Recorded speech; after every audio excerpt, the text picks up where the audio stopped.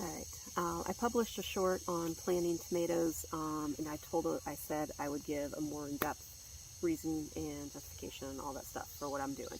So, I'm planting in Western Pennsylvania. Middle of May is sometimes the time that you can get your frost tender things out, your tomatoes, your peppers, your basil, those kind of things. We have a day coming in the 30s, so I'm not setting out all of my tomatoes, but I am going to set out one line right here. I already have my posts in. It's right next to the fence. Very easy to provide some coverage if Wednesday night gets a little too cold. So, one thing I recommend if you can, we have the T-post set already here. We're going to be running some either cattle panel, some string, or some woven wire fencing across these. It does help to have them in before you plant your tomatoes, because we definitely have planted our tomatoes, put the posts in, driven the post through a stem, a root ball, or something, and broken a tomato plant underground when we drove them in. So if you can, have your trellising in place before your plants go in, because it will save you a little bit of heartache. So I'm planting German pink, Amana orange, and I think Paul Robeson screwed up my labeling for my tomatoes this year. Yet again, next year I'm going to get it, I hope. But every year I say I'm going to do better with labeling my tomatoes, and I think I'm getting worse. But I think I'm putting in some Paul Robesons. I'm hoping that's what I'm putting in, and not Romas, because the Romas only grow to a certain size. I'm trying to put the indeterminate, the ones that continue to grow, here. So, I had this space covered in leaves. Earlier today, I raked the leaves off, just allowing the sun to get to the soil, warm it a little bit, dry out the surface a little bit. I think I possibly could have skipped that step, but we rolled with it. I have a set of pruners here. I did take these in and wash them in hot soapy water before I was going to use them on the plants. Okay, so these tomato plants were stick straight earlier. Last night I took them and laid them on their sides like this, and this was laying flat last night. So just in about 24 hours, that's how much turn up we got. And I'm going to do that. I'll show you when I go over here and turn the camera around why I did that. Okay, so everything is going to get buried underground except for the very top here. So the leaves of everything that's going to get buried are getting cut off. And these will remove from the garden. We're not going to leave them out here. We're going to remove these from the garden.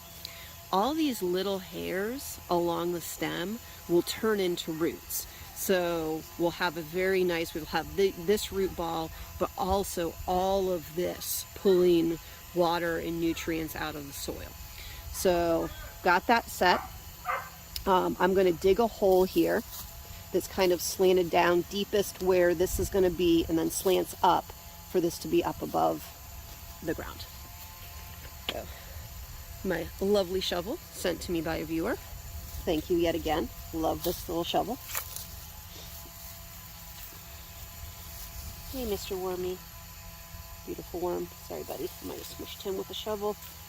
Fortunately, there's no way to avoid damaging some of your worms when you go to dig a hole. Okay. So, I'm going to kind of check that.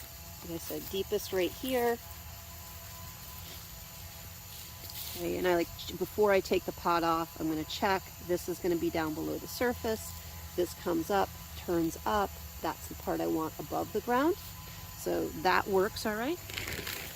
Now I've got some Happy Frog soil conditioner. I haven't done this part before. I just have a little bit that I have left over. Seemed like a good idea. I'm just throwing a handful of the soil conditioner down here. The other thing I'm doing, this isn't something you have to do. I know eggs are expensive, but this is something I learned from Roots and Refuge channel. Jess had an old timer tell her to put an egg in the hole with the tomato The first year I tried it, some of my tomatoes, I didn't have enough eggs for all of them. So some of the tomatoes got an egg, some did not. There was a huge difference between the ones that got the egg and the ones that didn't, in terms of the size of the plant, the size of the fruit on the plant, and the amount of fruit on the plant. A little wormy right there. So we're going to put that there. I'm going to crack that. Okay, so then we're going to pull this out. Now I'm going to kind of rough the roots, kind of encouraging them to come out from the root ball and reach out into the soil. And down there. Okay. I am going to water this in. Probably should put the water in before I did the egg, but it will all be fine.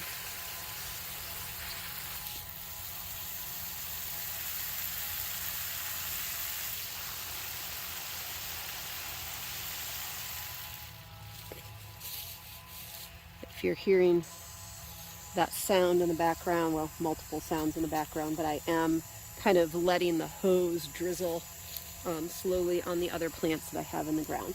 So we're going to kind of get this positioned where we want it, and then bring the soil in around that root ball and around the stem. And then I'll be setting the hose here just on a light drizzle and letting some more water seep down where we planted that tomato. All right, time for time lapse. I've got maybe 45 minutes till dark. I want to get these tomatoes in the ground and my dog out for a walk. So here we go.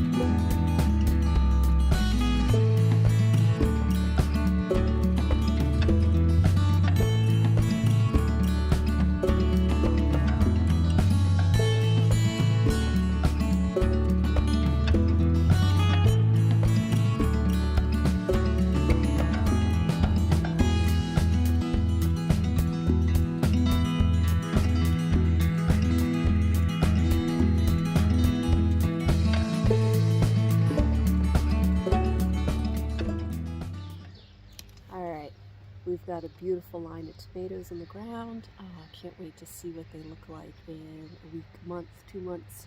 I'm going to put some basil in the ground. I'm going to put the camera on it. That's going to be completely time-lapse because I do want to get the poor border collie out for a walk. And that's not going to happen unless I just shut my mouth and put some stuff in the ground.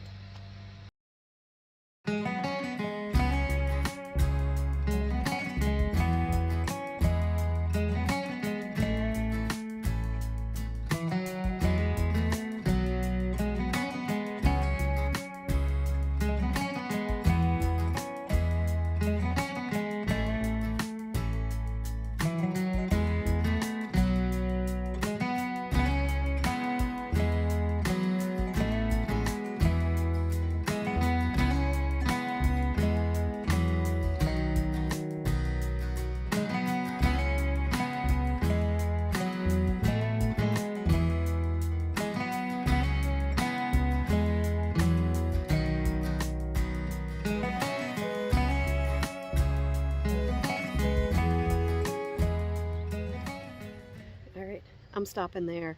Thank you so much for joining me. I may do some of that when it's too dark to film, but dog needs a walk. He's a working dog. It's not fair to make him stay in the house all day. So, dirty hands, happy heart. Hope you had a wonderful weekend. We'll see you soon in another video.